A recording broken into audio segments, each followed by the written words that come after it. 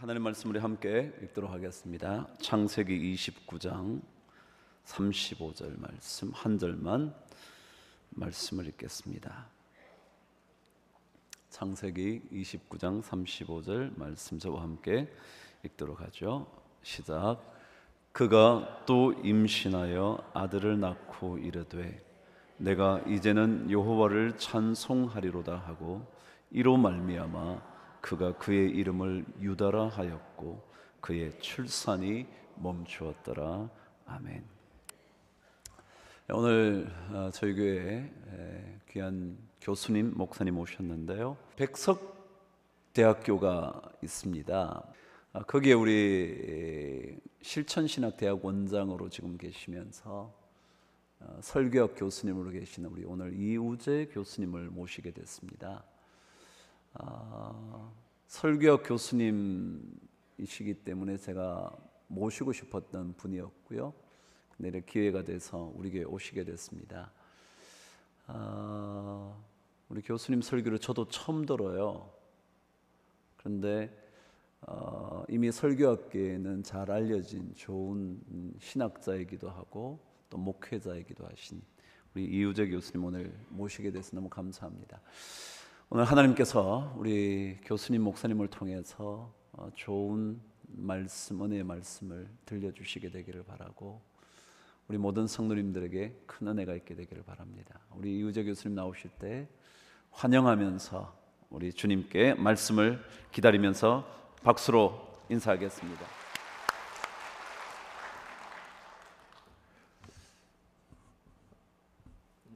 우리들이 성경을 읽다가 보면요, 이 말씀이 도대체 오늘을 사는 우리들에게 어떤 의미일까 잘 이해가 되지 않을 때가 있습니다.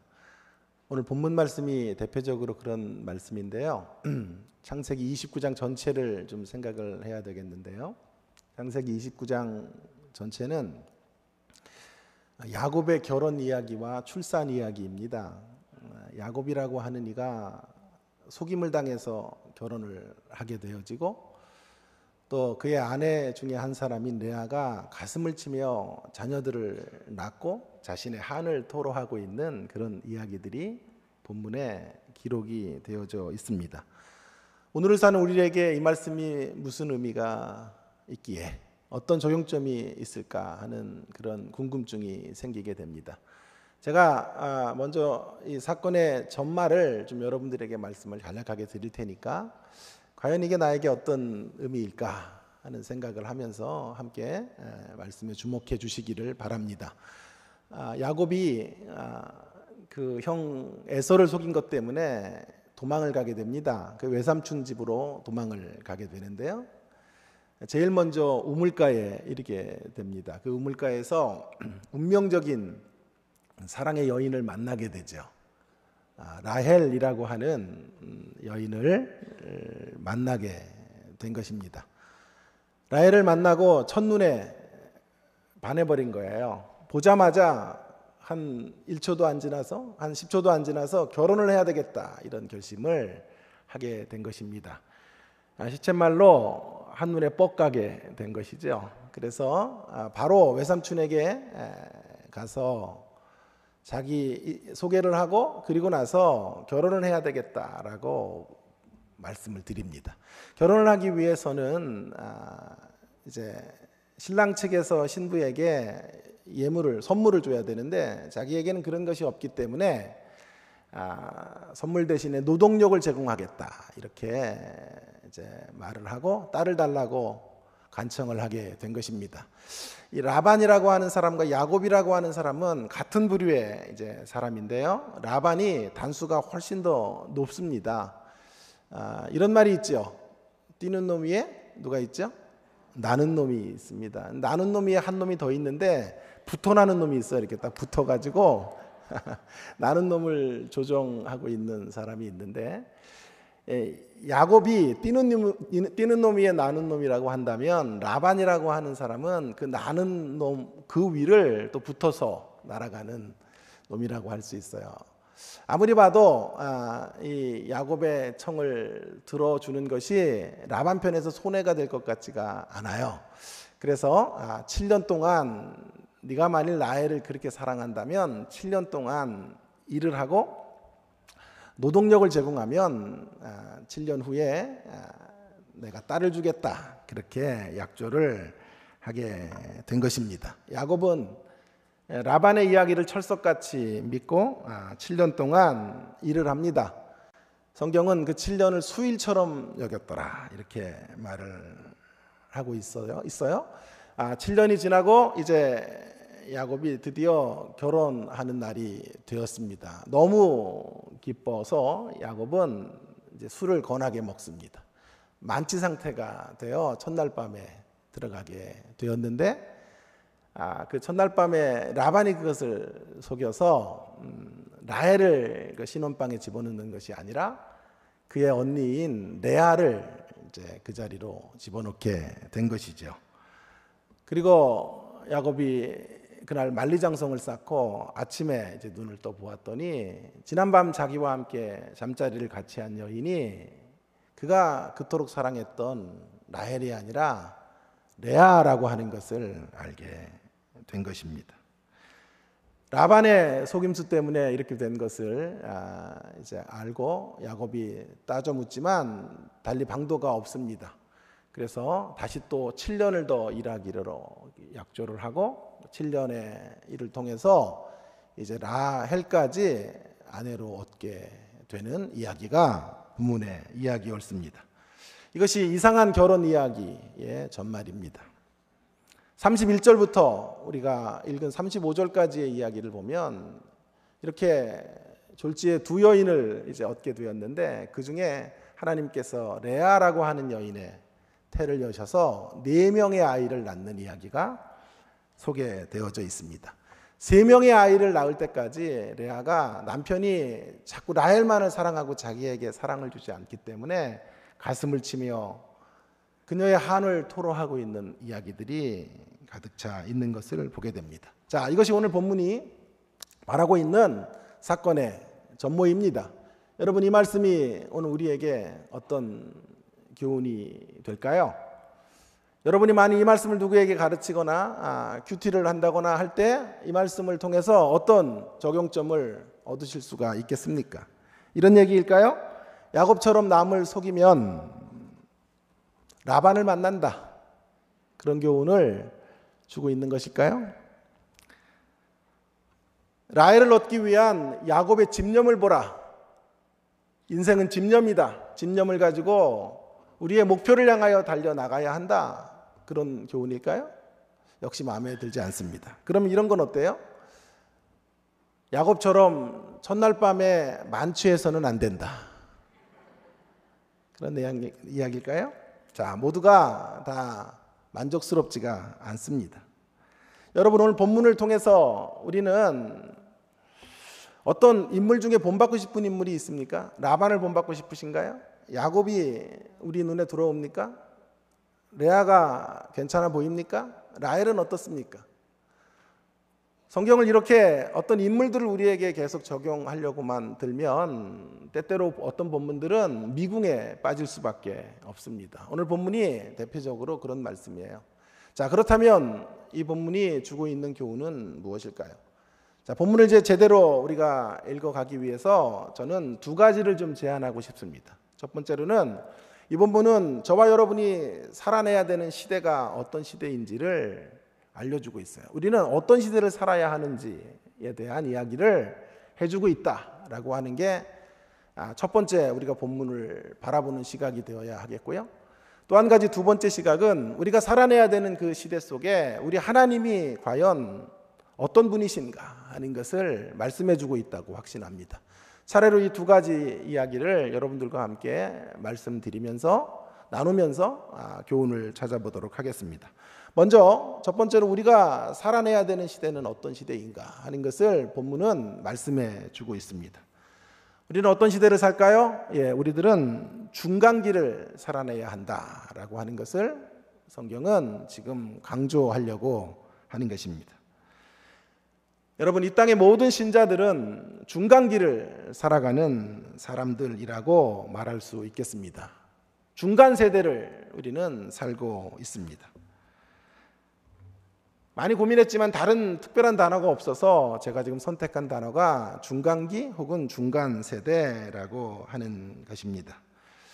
시기적으로 말하면 또 연령층으로 말한다면 보통 30대에서 50대에 해당하는 분들을 가리켜서 이제 낀 세대 혹은 샌드위치 세대라고 그렇게 말을 합니다. 그러나 영적으로 말하면 이 땅의 모든 인생들은 중간기를 살아가고 있는 사람들이다라고 말할 수 있겠습니다. 하나님의 놀라운 창조와 굉장히 아름다운 이야기지요. 하나님의 역사의 완성인 새 예루살렘, 새 하늘과 새 땅, 그 사이에서 이 땅을 살아가고 있는 모든 인생들, 특별히 창세기 3장의 인류가 범죄한 이후로부터 주님의 나라가 완성될 때까지 세상을 살아내야 되는 모든 사람들의 삶을 한마디로 표현한다면 중간기의 삶이다 라고 그렇게 말할 수 있겠습니다. 이 중간기의 삶이란 어떤 삶인고 하니 한편으로는 매우 아름답습니다. 왜냐하면 하나님의 은혜가 있고 하나님의 임재가 있는 그런 삶을 우리가 사는 것이기 때문에 중간기를 살아간다는 것이 매우 기쁜 일이고 축복된 일이다 그렇게 말할 수 있겠습니다. 그러나 동시에 이 중간기를 살아가는 삶은 기쁨과 즐거움과 환희와 영광만 있는 것이 결코 아닙니다. 뿐만 아니라 어려움도 있고 환난도 있고 역경도 때때로 찾아오고 말할 수 없는 아픔이 있는 삶의 자리가 중간기의 삶이다라고 말할 수 있겠습니다. 우리가 살아가는 이 중간기는 악과 선이 공존하는 곳입니다. 우리의 기대들이 이루어지기도 하고 때때로 우리가 품었던 삶의 비전들이 산산조각 나기도 하는 삶의 현실들을 경험하게 되는 것입니다. 여러분, 중간기를 살아가는 인생들이 경험하는 것 중에 가장 행복한 일이 두 가지로 요약될 수 있겠는데, 하나는 결혼이고, 알겠습니다. 여러분의 표정이 결혼이 뭐가 행복해 이런 표정인데요. 결혼 생활은 별로 행복하지가 않을 수 있어도요, 결혼할 때는 행복하잖아요. 그러니까 첫 번째 행복은 결혼이고요. 또 한 가지는 출산이라고 말할 수 있겠습니다. 결혼을 할 때 상대를 사랑하고 이 여인과 이 남자와 결혼해야 되겠다 이런 생각을 할 때 얼마나 행복하겠습니까? 자, 그러니 중간기를 살아가는 인생의 자리 속에 우리가 경험할 수 있는 가장 행복한 일 중에 하나는 결혼의 이야기이고 또 한 가지는 출산의 이야기라고 말할 수 있겠습니다. 저는 애를 직접 이제 낳아보지는 않았고요. 애가 딱 하나 있는데 9년 전에 가슴으로 아이 하나를 낳았습니다. 우리 딸의 이름은 주님의 나무라는 이름의 줄임말로 주나라는 아이인데요. 9년 전에 그 아이를 입양을 하고 지금까지 사랑 안에서 키우고 있습니다. 그 주나를 처음 만났을 때 그 황홀함을 제가 잊을 수가 없어요. 한 달 됐을 때 우리가 기관에 가서 그 아이를 이제 우리 가정으로 데리고 오는 그날 하나님께서 저를 만나 주셨고 우리 딸을 끌어안는 순간에 정말 전율할 것과 같은 은혜를 경험했습니다. 그날이 이제 우리에게는 그 아이가 출생하는 날과 같아요. 제가 그런 황홀한 경험을 하면서 만일 우리들의 태에서 자녀가 태어나는 그 환경은 얼마나 더 황홀할까 이런 생각을 했던 기억이 납니다. 여러분, 우리가 살아가는 이 중간기의 삶 속에 가장 아름다운 이야기 중에 하나인 결혼과 출산의 이야기. 그러나 그 이야기 속에도 음모가 있고 속임수가 있고 서로를 죽이려고 하고 시기와 질투로 그렇게 얼룩져 버린 결혼의 삶들의 이야기가 있는 곳. 이것이 바로 저와 여러분이 살아가고 있는 삶의 현실이다라고 하는 것을 성경이 지금 알려주고 있는 것입니다. 어떤 이는 성경의 이야기를 3개의 장소로 요약될 수 있는 책이다 이렇게 말을 했더군요. 자, 첫 번째, 성경의 3 중요한 장소를 갖고 성경을 요약할 수 있는데 에덴이라는 장소, 또 마지막은 새 예루살렘이라는 장소, 그리고 그 중간에 광야가 있다는 거예요. 그러니까 3 단어로 성경은 요약이 되는 책인데 에덴과 광야와 새 예루살렘이라고 하는 말로 요약이 될 수 있습니다. 에덴도 아름답고 새 예루살렘도 영광스럽고 존귀한 우리의 미래를 말해주고 있는 장소입니다. 문제는 저와 여러분이 이 중간을 살아가는 광야 인생으로 우리가 이 땅을 살아가야 한다라고 하는 것이죠. 광야는 하나님의 임재가 있어요. 하나님의 간섭하심이 있는 것이에요. 만나와 메추라기가 있고 구름 기둥과 불 기둥이 있는 것이 광야입니다. 그러나 동시에 맹수의 위협이 있고 수많은 대적들이 우리를 공격하는 것이고 사막의 기후와 싸워야 되는 것이고 여러 가지 삶의 역경과 어려움을 동시에 만나는 것이 광야인 것입니다. 이런 광야와 같은 인생을 우리가 살아가고 있기 때문에 그런 인생을 살아가는 사람들 속에는 때때로 탄식이 울려 퍼질 수밖에 없어요. 오늘 25절에 보시면 야곱이 라헬을 사랑했지만 라헬과 결혼을 하지 못하고 레아를 자신의 뜻하지 않게 아내로 맞이할 수밖에 없었던 현실 앞에서 첫날 밤을 보내고 그런 야곱의 상태를 25절에 이렇게 설명하고 있어요. 야곱이 아침에 보니 레아라. 야곱이 아침에 보니 레아라. 중간 세대를 살아가는 사람들, 그들의 탄식 소리가 여기에 들려지고 있는 것이죠. 아침에 보니 라헬이 아니라 레아라. 우리가 원했던 라헬을 꿈꿨는데 아침에 눈을 떠보니 거기 라헬이 있는 것이 아니라 우리가 기대하지 않았고 우리가 원치 않았던 레아가 존재하고 있다는 거예요. 그래서 어떤 유명한 설교자는 이런 이야기를 했더군요. 우리의 삶에는 언제나 아침에 눈을 떠보면 라헬이 아니라 레아가 있다는 것을 알아야 한다. 우리 이거 알고 살아가야 한다는 거예요. 아침에 눈을 떠보면 언제나 라헬이 우리를 기다리는 게 아니에요. 라헬의 열매를 우리가 언제나 거두는 것이 아니라 때때로 우리가 원치 않았던 레아의 열매들이 우리 앞에 존재할 때가 있다라고 하는 것이죠. 다시 태어나도 저 오빠랑 사귈 거예요. 그렇게 이야기했는데 오빠가 군대 간 사이에 고무신 거꾸로 신습니다. 그 오빠가 눈 떠보니 자신의 삶의 현실은 라헬의 열매를 거두는 것이 아니라 레아의 현실을 거두는 현실인 것을 깨닫게 됩니다. 여자들은 결혼을 하면 이런 로망을 갖지요.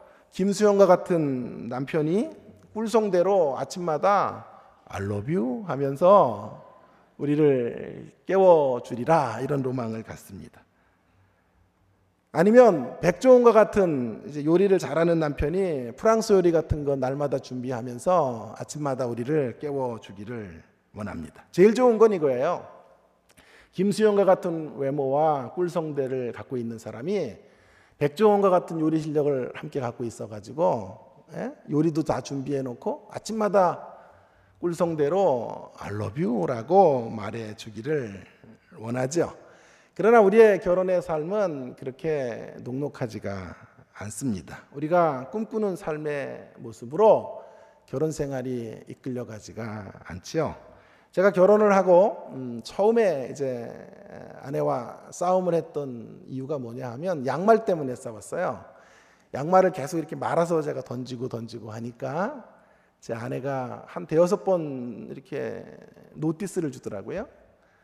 인상을 찌푸리더니 한 번은 제가 또 양말을 그렇게 말아서 던져 놓으니까 저에게 이제 충고를 한 거예요. 제 아내가 지금은 이제 교수로 종신대학교에서 아동학과 교수로 있지만 그때는 유치원 선생님이었어요. 저 만나도 출세한 거죠. 그런데 어쨌든 유치원 선생이었는데 자기 직업이 나오더라고요. 그래가지고 저를 이렇게 유심히 보더니 저에게 이러는 거예요.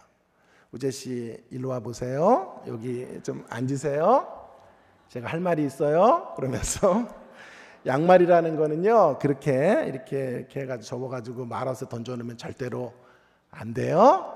양말을 잘 펴가지고 빨래통에 놔줘야 세탁하기도 좋은 거 알겠지요? 그러면서 저를 마치 유치원 교사가 아이들 다루듯이 그렇게 다루고 있는 거예요. 20년 전에 그게요. 그러니까 지금 같아서는 지금의 이 시대의 분위기로는 절대로 덤비지 못해요. 지금은 남자가 돈만 벌어와서도 안 돼요. 돈도 잘 벌어야 되고 육아도 해야 되고 가정도 돌봐야 되고 주말이면 놀러 다녀야 되고 모든 일들을 다 해야 된단 말이에요. 그리고 요리도 잘해야 돼요. 백종원 씨처럼. 왜 나타나가지고 그 양반이 이렇게 우리를 힘들게 하는지 몰라요.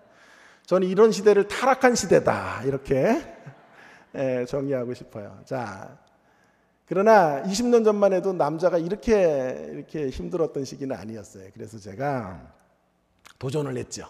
아니 당신이 이런 건 좀 하면은 안 좋아? 그걸 뭘 잔소리라고, 내가 유치원생도 아닌데 말이야. 뭐 우재 씨 이렇게 하세요. 이렇게 해야 되겠냐고 이렇게 덤볐다가 난리가 났어요. 그래서 결혼 과정에 있었던 양가 집안의 갈등 이런 것들이 다 이제 폭발이 되면서 그 다음은 여러분의 상상에 맡길게요. 얼마나 큰 싸움을 싸우게 되었는지 몰라요. 싸움을 하고 나서 제가 깨달은 사실 하나가 있어요. 아, 내가 선택한 이 여인이 라헬인 줄 알았더니 레아였구나 하는 것을 깨달았어요. 아내가 여기 또 들어와서 이거 또 설교 들을 수 있으니까 고칠게요.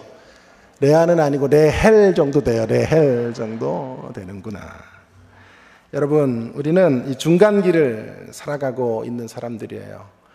성경은 왜 이 중간길을 살고 있는 우리들의 현실들을 이렇게 강조하는 것일까요? 이유는 간단해요. 잘못된 환상을 가지고 이 세상을 살아서는 안 되기 때문에 그렇습니다. 우리가 살아가는 삶의 자리 속에 아침에 눈을 떠보면 레아더라 라고 고백할 수밖에 없는 현실 앞에 만나는 날들이 많을 것임을 성경은 알고 가야 된다 말씀하고 있는 것이죠. 이런 현실을 담담하게 인정하며 살아가야 되는 것입니다. 사람에 대하여, 세상에 대하여 너무 큰 기대를 갖지 말고 사셔야 합니다.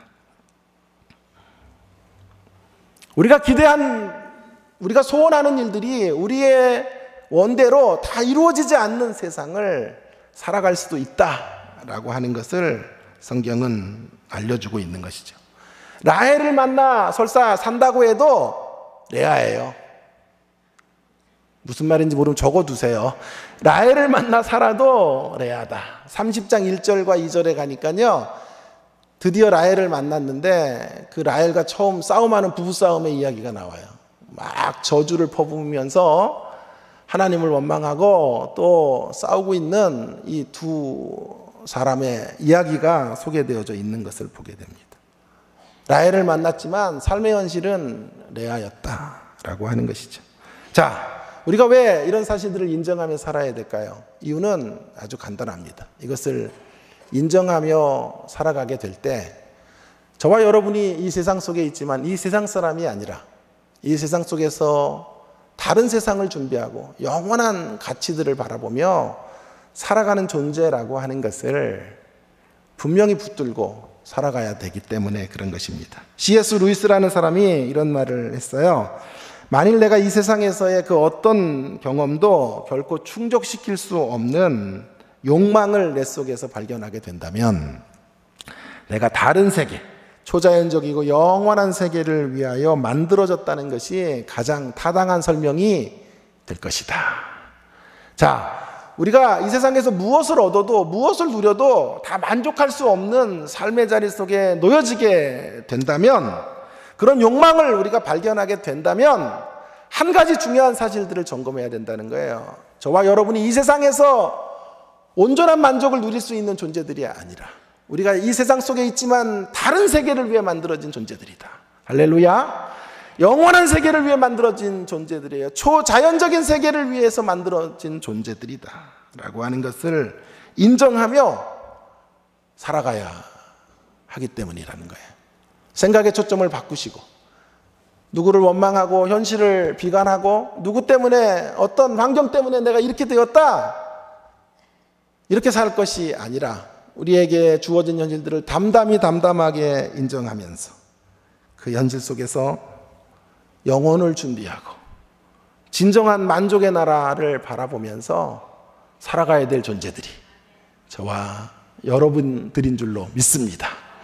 그래서 오늘 우리가 중간길을 살고 있다는 사실을 성경은 확인시켜 주는 거예요. 자, 두 번째 메시지는 이 중간길을 살아가고 있는 저와 여러분들에게 하나님은 어떤 분이신가 하는 문제에 대하여 이 본문은 우리에게 말해주고 있습니다. 중간길을 살아가고 있는 저와 여러분에게 우리 하나님은 어떤 분이신고 하니 레아와 같은 주변인들을 귀하게 여겨주시는 분이십니다. 여러분, 우리는 야곱의 하나님이라는 말을 많이 들었어요. 라헬의 하나님이라는 칭호도 많이 들었습니다. 그러나 레아의 하나님이라는 말을 많이 들어보지는 못해요. 제가 외국에서 공부하는 동안에 자녀들이나 손녀들의 이름을 라헬로 짓는 분들은 많이 봤는데 레아로 지었던 분은 결코 만나본 적이 없는 것 같아요. 그만큼 우리 하나님은 라헬의 하나님이시고 야곱의 하나님이세요. 그러나 오늘 성경은 우리에게 또한 말씀합니다. 이들의 하나님만이 아니라 우리 하나님은 레아의 하나님이 되신다 라고 하는 것입니다. 늘 천덕꾸러기 취급을 받았던 레아, 라헬 옆에 비교당했던 레아, 그 레아의 하나님이 되시는 분이시다. 17절에 보시면 레아는 시력이 약하나 라헬은 곱고 아립다우니라고 말합니다. 그러니까 시력이 약하다는 게 꼭 눈이 안 좋았다라기보다는 미모의 기준이 눈이었던 시대, 지금도 마찬가지예요. 누가 눈이 이뻐야 미남이다, 미인이다고 했는지 모르겠어요. 저 한번 눈을 보세요. 제 눈은 이런 눈으로 살아가기가 쉽지가 않아요. 어쨌든 예나 지금이나 이 눈이 크고 눈이 이뻐야 미인인데 레아가 그러지 못했다라는 거예요. 라헬에 비해서 상대적으로 이쁘지 않았어요. 그에 비해서 라헬은 곱고 아립다웠다. 레아는 늘 동생에게 밀렸어요. 길거리를 지나다니면 사람들이 라헬에게 사탕을 줘도 레아에게 사탕을 주지 않아요. 엄마 아버지가 레아의 손을 잡고 먼저 앞을 가다가 라헬은 뒤에 있어요. 사람들이 레아를 발견하고 애가 참 건강해 보여요 이렇게 이야기를 해주는 거예요. 그랬더니 엄마 아버지가 말하는 거예요. 우리 진짜 이쁜 딸이 있어요. 얘 말고. 그리고 라헬을 추천해서 라헬을 보여줄 정도로 늘 그렇게 라헬은 귀여움받고 사랑받는 여인이에요. 그러나 레아는 그의 옆에서 늘 열등의식을 느껴야 하고 외모적인 컴플렉스를 가질 수밖에 없었던 삶이었어요. 자기 가정 안에 정말 사랑할 만한 남자가 들어왔어요. 라헬도 사랑하고 레아도 야곱을 모두 사랑하게 된 것 같아요. 그런데 야곱이 눈길을 레아에게는 한 번도 주지 않고 라헬에게만 주는 거예요. 이번만은 레아가 정말 그의 동생에게 지고 싶지 않았어요. 그때 자기 아버지가 음모를 꾸미고 그 음모에 동참해야 될 것을 제안합니다. 레아가 결심을 한 거죠. 사랑을 통해 결혼을 해야 되는데 결혼을 통해서라도 사랑을 쟁취하겠다. 그렇게 생각하게 된 거예요. 그래서 레아가 아버지와 함께 음모를 꾸미고 첫날 밤에 야곱을 거머쥐게 된 것이죠. 어떤 분들은 저에게 물어요. 아니 그래도 그렇지 신부를 몰랐을까요? 술 취했대잖아요. 술 취했다 이러잖아요. 또 이렇게 묻는 분도 있어요. 그때 그럼 라헬은 어디 갔습니까? 아니 내가 그걸 어떻게 알아요? 라헬이 어디 갔는지 그런 거. 아마 뭐 광에 가뒀든지 출장을 보냈든지 뭐 그랬겠지. 어쨌든 이렇게 레아가 야곱을 거머쥡니다. 그때부터 그녀의 삶의 불행이 시작돼요. 아침에 눈을 떠 보고 야곱이 비명을 질러요. 으악! 라헬이 아니라 레아구나. 그리고 한평생 레아를 볼 때마다 소리쳐요. 으악! 레아구나. 으악! 레아구나 라고 소리치는 그 소리를 들으면서 그 비명을 들으며 그 절규를 들으며 살아가야 했던 레아의 가슴이 얼마나 아팠을까 생각해 보시기를 바랍니다. 이것이 바로 레아의 아픔이고 주변인의 아픔입니다. 살아가는 동안에 저와 여러분은 한 번은 꼭 레아의 취급을 받게 돼요. 우리가 살아가는 세상이 경쟁으로 치달아가는 세상이에요. 경쟁의 세상이라는 건 뭐냐 하면 여기 물이 한 컵밖에 없어요. 이 물을 마셔야 여기 있는 수많은 성도들이 사는데 이게 한 사람에게만 주어질 수밖에 없어요. 여기 있는 수백 수천의 사람들이 이 물을 얻으려고 달려드는 거예요. 그러니까 이 물을 한 사람에게 주기 위해서는 서열을 만들어야 돼요. 순위를 정해야 돼요. 1등부터 100등, 1등부터 1000등까지의 순서를 만들어 제일 앞서 있는 사람에게 물 한 잔을 주겠다라고 하는 세상이 우리가 사는 세상인 것이죠. 그래서 이런 경쟁의 세상을 살다 보면 서열이 만들어지고 점수가 생겨지게 될 수밖에 없기 때문에 반드시 라헬이 있고 레아가 생겨질 수밖에 없는 것입니다. 아니, 지금은 라헬처럼 귀한 대접을 받는다고 해도 세월의 흐름 앞에 장사가 없어요. 지금은 화장빨로 여러분의 얼굴을 감추었지만 화장이 또 안 먹힐 때가 반드시 찾아오게 되는 것이죠. 스포츠 선수들 10대, 20대의 세계 무대를 평정합니다. 메이저리그 100승 위협을 달성했던 박찬호 선수, 2개의 심장을 가졌다고 하는 박지영 선수, 10대, 20대의 그들은 세계 무대에서 가장 주가가 높은 선수들이었습니다. 그러나 20대 말이 되고 30대 초가 되면서 퇴출 선수의 명단에 오르게 되는 것이죠. 이것이 우리들의 현실이에요. 우리는 반드시 한 번은 덜 소중한 사람으로 천덕꾸러기와 같은 레아의 시절을 겪을 수밖에 없는 거예요.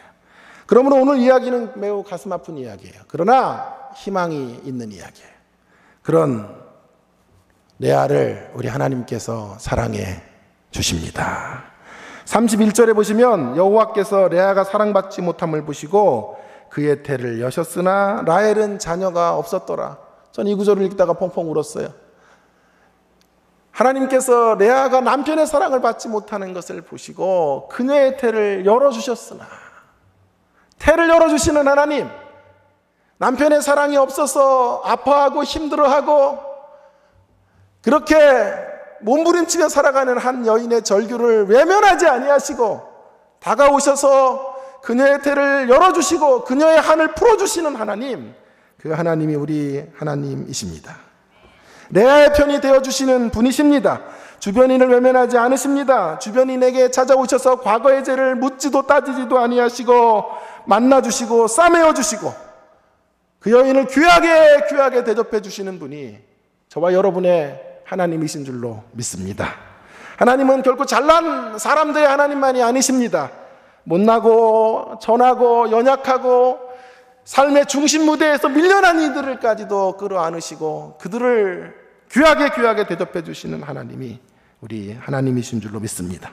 이 하나님이 계시기에 때때로 부당한 레아로 취급을 당한다고 해도, 또 레아로 살아가는 삶이 아무리 아프다고 해도 우리는 다시 살아갈 용기와 희망을 얻게 되는 것입니다. 우리 하나님은 레아를 위하시는 하나님만이 아니라 더 나아가면 레아를 통하여 반전의 주인공이 되게 하시는 분이 우리 하나님이십니다.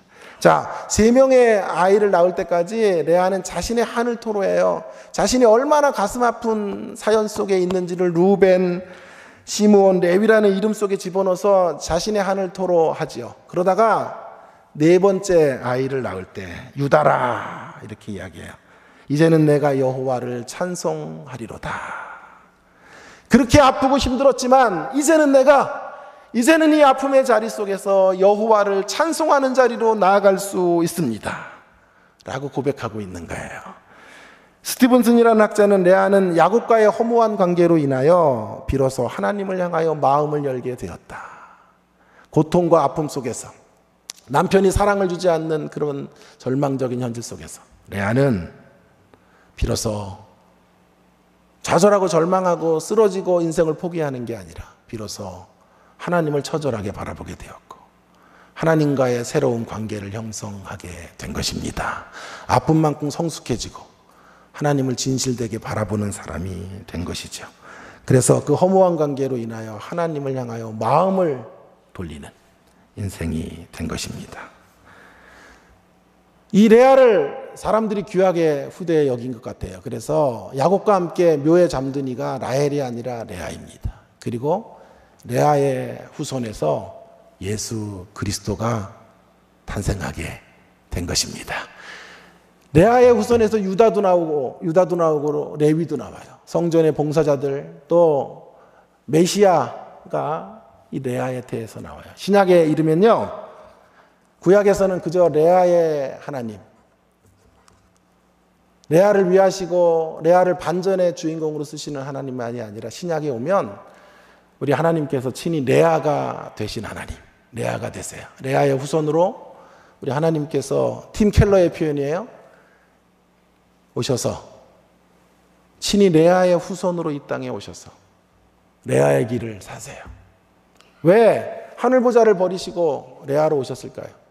이 땅의 모든 주변인들, 이 땅의 모든 가슴 아픈 사연을 갖고 있는 레아와 같은 인생들을 레아로 끝나지 못하게 하시고 레아의 인생으로 종결짓지 않게 하시기 위하여 주님께서 친히 레아의 길을 걸으셔서 레아로 죽으시고 부활하심으로 저와 여러분, 레아와 같은 저와 여러분의 인생의 걸음 속에 부활과 승리와 이김을 허락해 주시려고 우리 예수님께서 이 땅에 레아로 오신 줄로 믿습니다. 이 레아의 하나님을 바라보시고 레아의 하나님 때문에 다시 용기를 내시고 힘을 내셔서 끝까지 버티시고 믿음으로 버텨내시고 삶의 어려움 속에서도 남편이 사랑을 주지 않는 현실 속에서도 경제적인 어려움 속에서도 질병 속에서도 아픔 속에서도 여러 가지의 인생의 곤고한 삶의 자리 속에서도 레아의 하나님으로 인하여 레아 되신 하나님으로 인하여 힘과 용기를 내고 다시 일어나 믿음의 행진을 계속해 나아가시는 귀한 성도님들 되시기를 주님의 이름으로 축원합니다. 기도하겠습니다.